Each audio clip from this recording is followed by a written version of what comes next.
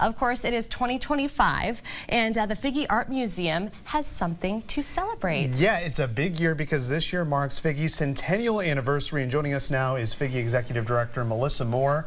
Melissa, thanks for coming in today on what is the start of a very busy time for you to celebrate this 100 years of Figge in the Quad Cities, and you got a lot planned this year. We sure do. Thank you. It's always a pleasure seeing you. 100 years. I think that that's something that we haven't talked about heading into 2025. Right. The building was built in 2005, and so when we think about the Figge, many people automatically think 20 years, which we're also celebrating, but we're excited. You know, 100 years of building this remarkable history with the community and the Figge, celebrating bringing art and people together. We're very excited to be honoring that and then dreaming big for the next 100 years. Yeah, it's an exciting time for the Figge, and yes, it certainly snuck up on me when I saw you were coming on to talk about this today. I couldn't believe it.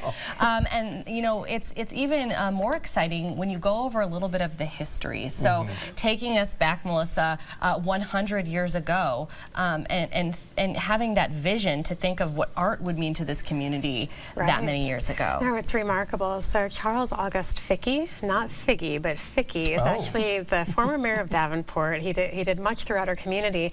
He had the vision to donate over 300 pieces to the city of Davenport. They actually created a law so that he could do that. And that's what founded this collection. Started then the Davenport Municipal Art Gallery. Over the decades, it changed to the Davenport Museum of Art, moved locations, and then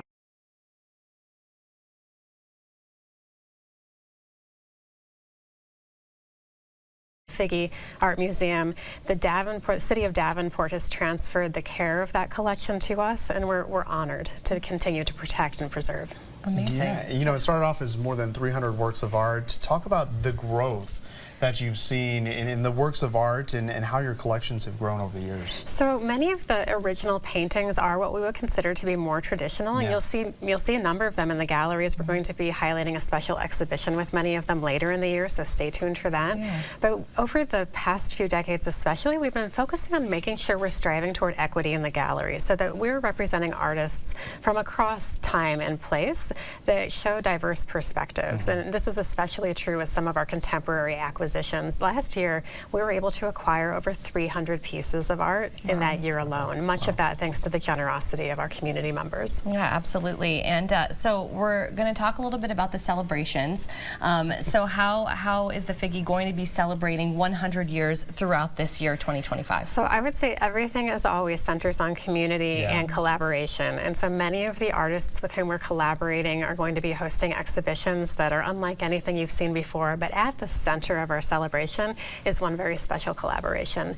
Internationally renowned light sculptor Leo Villarreal is going to be presenting Evanescent Field, which is going to basically light the building. Wow. So this is going to be really cool. Yeah, it's unbelievable. So we're looking forward to collaborating with Leo and really flipping that switch and turning this on and changing the landscape. Yeah, there's a rendering of it right there on your screen. Yeah, it's remarkable. We feel so fortunate to be partnering with him on this, and so many people in our community and people who have lived here understand the importance of this but have moved beyond our community still have come back to make sure they can be part of this project. So definitely look forward to us flipping the switch on this remarkable work in May. Some other collaborations, the National Gallery of Art in DC is going to be sharing some loaned works with us. So we are excited to share that with our public. These are works you otherwise wouldn't be able to see unless you were going, you know, outside of our community to Chicago, New York, or of course DC. What we would consider to be larger metropolitan areas. And we're going to have that right here. Yep, and it's going to be a long-term loan, so you'll have plenty of time to see that. I mentioned an exhibition where we're featuring works from the collection. It's not just from that initial gift by Charles Figge, it's also from those who have donated artworks in big ways over the past century. So it's 100 years of collecting. We'll be working on an exhibition with Cara and Diego Romero, outstanding artists who have shown independently, but this will be the first nationally traveling exhibition that they're doing together, and the Figge has organized that.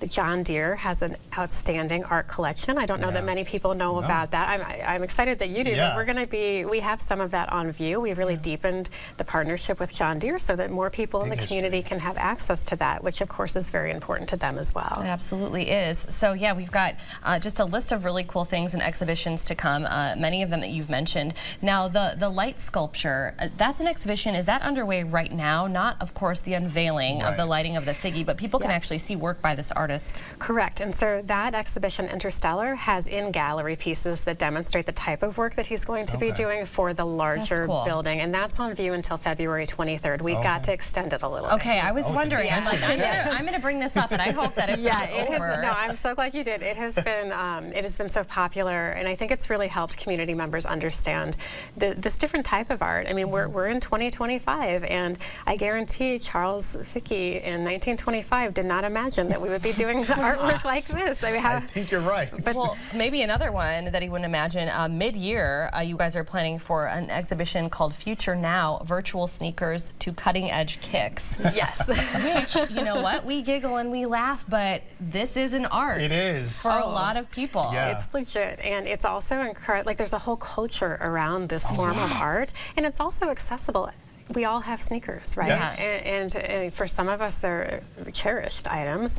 And this exhibition is especially cool because it is exploring the innovation around it, the design, of course, the aesthetic, what it looks like, but also the sustainability and how we can talk about things like climate crisis and social justice using something like sneakers. Using something like sneakers, and when you talk about, you know, the Figge bringing art and the community together, that is certainly one way that I feel like you get a lot of people in the door with an exhibition like that may otherwise, you know, pass on it. And I think that's a really cool way to get them to see that, but then everything else that you have to offer. Yeah, that's what we're going for, so thank you. I hope that everybody's able to come down and see this. The sneaker show in particular will be up over the summer, and don't forget we always go free in July, thanks to generous support from Cal and Jill Werner. So that's a great opportunity. If you haven't checked out the Figge and you don't know if you'll get there until the summer, July is your month. Or even if you have checked out the Figge, you always have new exhibitions that people need to check out. So always changing throughout the year. So if you want to stay up to date with all the exhibitions happening and all the events and activities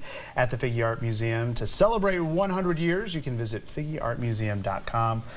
Melissa, thank you so much, and we're looking forward to hearing more about all the celebrations this year. Thank you both. Yes, thank you.